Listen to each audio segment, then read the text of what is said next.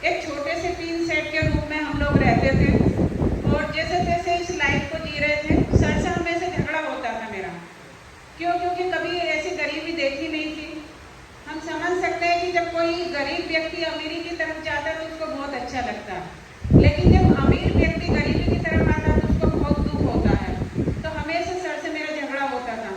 क्यों? क्योंकि कभी ऐसी लाइफ नहीं जी थी। तो मैं सर से बोलती थी, सर क्या अपनी लाइफ ऐसी चलेगी?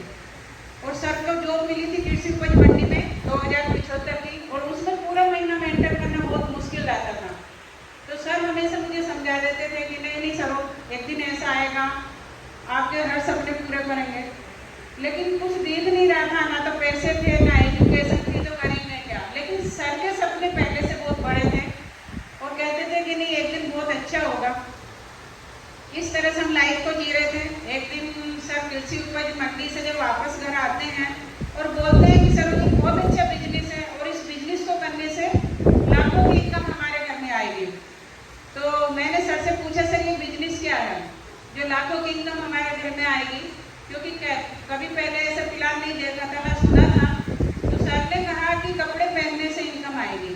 तो मैंने सर से फिर कहा कि सर हम कपड़े तो बचपन से पहनते हैं, कभी इनकम नहीं आई। तो सर ने कहा नहीं, ये दूसरा कॉन्सेप्ट है, इसको करने से हमारी इनकम आएगी। तो जैसे बहुत सारे नए दोस्त हैं इस बिजनेस को सोचते क्यों करवा रहे हैं, क्यों हमारे पीछे पड़े हुए हैं। तो उनसे बताना चाहूँगी मेरे साथ ऐसा कुछ भी नहीं हुआ था। मैंने आगे रह के सर से पूछा था कि सर इस बिजनेस में लेडीज़ के लिए क्या है।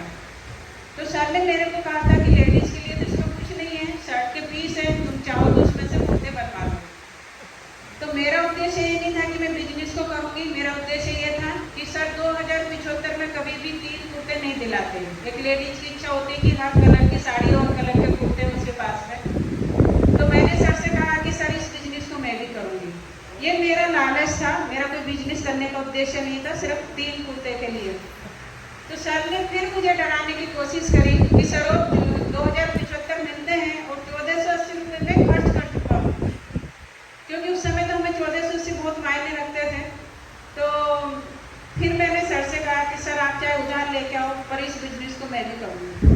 तो सर ने फिर डराने की कोशिश करी, क्योंकि मैं किसी से बात नहीं करती थी, किसी से बोलती नहीं थी और सबको मालूम था कि मेरे 1480 रुपये यूँ ही खर्च कराएंगे।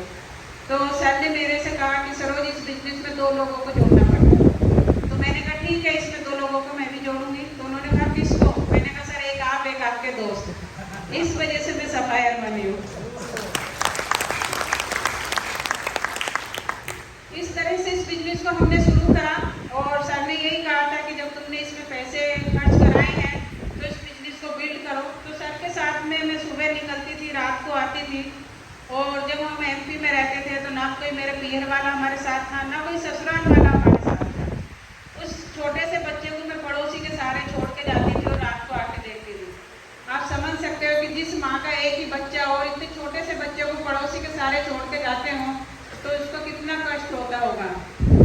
इस तरह से हम जाते रहे तो आप समझ सकते हो कि पड़ोसी भी कितने दिन रखेगा। एक दिन वो पड़ोसी भी कहने लगे कि कैसे माँ बाप है, इतने छोटे से बच्चों को इतना कष्ट दे रहे हैं। लेकिन मैंने उनसे एक ही बात कही थी कि अगर ये आज कष्ट झेलेगा तो जीवन में इसको कभी कष्ट नहीं आएगा। होता क्या है कि हम जब छोटे बच्चों को 10-20 रुपए की कार्ड से बहला सकते हैं, समझा सकते हैं, लेकिन एक बच्चे जब बड़ा होता है और जब दूसरों की लाइफ स्टाइल देखता है तो कमेंट्स करता है अपने ऊपर। उस समय तो मुझे याद था कि आज तो ये कुछ नहीं बोलेगा लेकिन बड़ा होकर जरूर बोलेगा कि कैसी लाइफ है।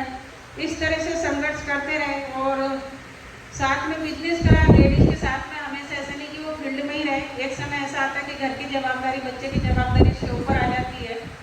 तो फिर मैं घर पे रहने लगी। सर इस बिजनेस को बिल्ड करते रहे और जब रात को सब घर आते थे, मैं ये इसलिए बताना चाह रही हूँ क्योंकि नए दोस्त हैं उनके सामने भी ये चैलेंज आ सकते हैं जो हमारे सामने आए हैं कि जब हम फिर इस बिजनेस को सर बिल्ड करने जाते थे और रात को आते थे 1 बजे 2 बजे, तो हमारे फिर वापस से झगड़े होते थे। क्यों? क्योंकि कभी मैंने सेमिनार नहीं सुनी थी कि इसमें क्या टाइम देना पड़ता है। तो झगड़े होते थे। तो कोठारी सर ने पूछा कि घर पे बहुत झगड़े होते हैं, कैसे बिल्ड किया जाए इस बिजनेस को। तो उन्होंने यही कहा था कि दिनेश जी कुछ मत करो, आप एक बार मैडम को मीटिंग में लेके आओ। तो तो इस तरह से जब मैंने मीटिंग सुनी और उस समय जब मैंने कोठारी सर का सेमिनार सुना और उस समय जब उनके फोटोग्राफ देखे, तो तब मुझे लगा कि ये बिजनेस क्या है, क्या कुछ नहीं दे सकता। हम तो गाड़ी बंगले की बात करते हैं, लेकिन यहाँ तो मान सम्मान ये सब कुछ मिलता है। तो सेमिनार को देखने के बाद सर ने मेरे से पूछा कि सरोज बोलो अब तुम्हारा क्या सपना है। तो मैंने उनसे यही कहा था कि सर मुझे कुछ नहीं चाहिए, मैं आपको उस स्टेज पे देखना चाहती हूँ, आपको वो मान सम्मान देखना चाहती हूँ। कोठारी सर तो हमारे गुरु हैं, गुरु के बराबर तो हम नहीं पहुँच सकते, लेकिन उनके बताए हुए रास्ते पे हम यहाँ तक पहुँच जाते हैं। तो इस तरह से एक कोठारी सर ने एक ही बात पूछी थी सर से कि दिनेश जी इस बिजनेस को हमेशा के लिए करना चाहते हो या 5 साल के लिए करना चाहते हो? अगर 5 साल के लिए करना चाहते हो तो मेरी बात मानो, दिन रात एक करके इस बिजनेस को बिल्ड करो तो तुम्हारे सब सपने पूरे हो जाएंगे। तो सर ने मेरे से यही कहा था कि सरोज तुम मुझे 5 साल दे दो, 5 साल मुझे कुछ रोक टोक मत करना। तो मैंने कहा सर ठीक है, अगर आप इस बिजनेस के लिए 5 साल लेना चाहते हो और मेरे सपने पूरा करना चाहते हो तो मैं आपको 5 साल के अंदर कुछ नहीं कहूँगी, लेकिन 5 साल से 1 मिनट में ज़्यादा भी नहीं कहूँगी। ये इसलिए कहा था कि लोग इसमें ज्वाइन ले लेते हैं, दौड़ते रहते उनका कुछ गोल नहीं होता है। लेकिन मैंने उनको घर से पहले ही टारगेट दिया था कि 5 साल से इतनी ज़्यादा नहीं। सर ने इस बिजनेस को इस तरह से बिल्ड किया, भूत को देखा होगा, भूत कैसा होता है, अभी यहाँ फिर वहाँ, इस तरह से उन्होंने दौड़ लगाई थी, ना दिन देखा ना रात। जब वो रात को निकल आते थे फील्ड में से तो बहुत ठंड लगती थी, गर्म कपड़े भी नहीं होते थे, फिर कहीं ढाबे पे रुकते थे, चाय पीते थे, हाथ गर्म करते थे, फिर शर्ट के अंदर पेपर लगाते थे, फिर बाइक चला के फिर घर आते थे। इस तरह से उन्होंने मेहनत करी। और कभी उनकी मीटिंग होती थी बॉम्बे और उनको दिल्ली मीटिंग के लिए जाना होता था, तो उस बीच वो रतलाम भी स्टेशन आता था, लेकिन सर कभी भी रतलाम नहीं उतरते थे और बोलते थे कि सरोज मेरा खाना नहीं आ रहा, धुले हुए कपड़े लेके आ जाना। तो ये क्यों था, उनका 5 साल का कमिटमेंट था। तो 5 साल उन्होंने इतनी मेहनत करी कि वो 25 दिन फील्ड में रहते थे और 5 दिन घर पे रहते थे। और आज उनके साथ में ये है कि वो 25 दिन पोते के साथ में खेलते और 5 दिन फील्ड में रहते।